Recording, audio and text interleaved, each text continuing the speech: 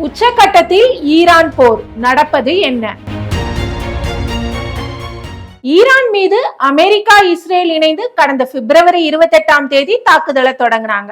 அதற்கு ஈரானும் இன்னைக்கு வரைக்கும் சரியான பதிலடி கொடுத்துட்டு இருக்கு. இஸ்ரேல் மீதும் அமெரிக்க ராணுவ தளங்கள் உள்ள வளைகுடா நாடுகள் மீதும் ஈரான் தாக்குதல் நடத்துது. ஒரு ராணுவ மோதலாக தொடங்கிய இந்த போர் இப்ப பாத்தீங்கன்னா முழு அளவிலான எண்ணெய் அளிப்பு போராக மாறும் அச்சம் ஏற்பட்டிருக்கு. இந்த புதுவிதமான அச்சுறுத்தல் நிலவரம் குறித்து கொஞ்சம் தெளிவா பார்ப்போம். மார்ச் 17க்கு முன்னாடி வர அமெரிக்காவும் இஸ்ரேலும் ஈரானோட எரிசக்தி உற்பத்தி மையங்களை குறிவைக்கல. குறிப்பா ஈரானோட 90% எண்ணெய் ஏற்றுமதி மையமான கார்க் தீவை அமெரிக்கா தாக்குனப்ப கூட ராணுவ தளங்களை மட்டுமே குறிவச்சது. இந்நிலையில சவுத் பார்ஸ் கேஸ் ஃபீல்ட் அப்படின்ற ஈரானோட தெற்கு பார்ஸ் இயற்கை எரிவாயு வயல் மேல இஸ்ரேல் புதன்கிழமை இரவு தாக்குதல் நடத்தினாங்க. இதுக்கு பதிலடியாக சவுதி அரேபியாவில் இருக்கிற யான்பு துறைமுகத்தில் உள்ள அராம்கோ எண்ணெய் நிறுவனத்தின் மேலையும் சாம்ரப் சுத்திகரிப்பு நிலையம் மேலையும் ஈரான் உடனே ட்ரோன் தாக்குதல் நடத்தினாங்க. அது மட்டும் இல்லாது கத்தார் ஐக்கிய அரபு அமீரகத்துல இருக்கிற இயற்கை எரிவாயு மையங்களையும் குவைத்துல இருக்கிற 2 எண்ணெய் சுத்திகரிப்பு நிலையங்களையும் தாக்கினாங்க. அதுக்கப்புறம் இஸ்ரேலோட எரிசக்தி தேவையில முக்கிய பங்கு வகிக்கிற ஹைஃபா எண்ணெய் சுத்திகரிப்பு நிலையத்தை ஈரான் அடிச்சது. ஆனாலும் சுத்திகரிப்பு நிலையத்துக்கு பெருசா எந்த பாதிப்பும் ஏற்படலைன்னு இஸ்ரேல் தரப்பு விளக்கம் கொடுத்துச்சு. உலகின் மிகப்பெரிய எரிவாயு வயல் அப்படின்னு அறியப்படுற தெற்கு பார்ஸ் இந்தியா மட்டும் இல்ல உலகளவில் LNG எனப்படும் திரவ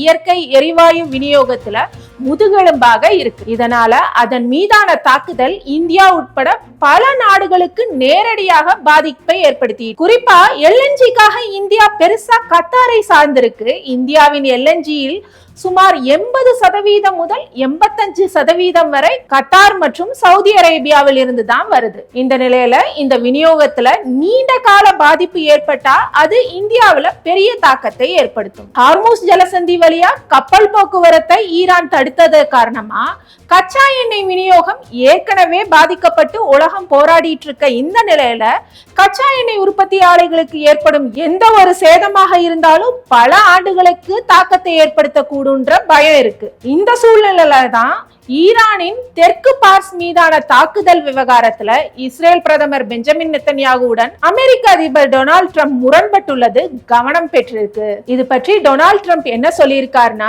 ஈரானின் சவுத் பார்ஸ் எரிவாயு மையத்துல இஸ்ரேல் தாக்குதல் நடத்தி இருக்கு. இந்த தாக்குதல் பற்றி அமெரிக்காவுக்கு எதுவும் தெரியாது. இஸ்ரேலின் தாக்குதல்ல கத்தார் நாட்டுக்கு எந்த தொடர்பும் இல்ல.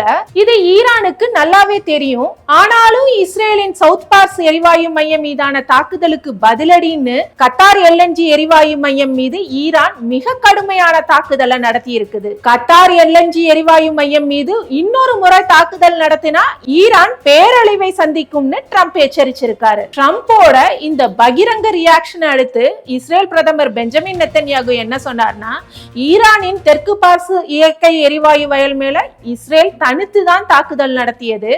மேற்கொண்டு தாக்குதலை நடத்த வேண்டாம்னு அமெரிக்க அதிபர் ட்ரம்ப் கேட்டுக்கிட்டாரு. அதனால தாக்குதலை நிறுத்தியுள்ளோம்னு சொல்லியிருக்காரு. அது மட்டும் இல்லாம எங்களோட தாக்குதலால ஈரான் ராணுவத்தோட உட்கட்டமைப்புகள் மிக மோசமா பாதிக்கப்பட்டிருக்கு.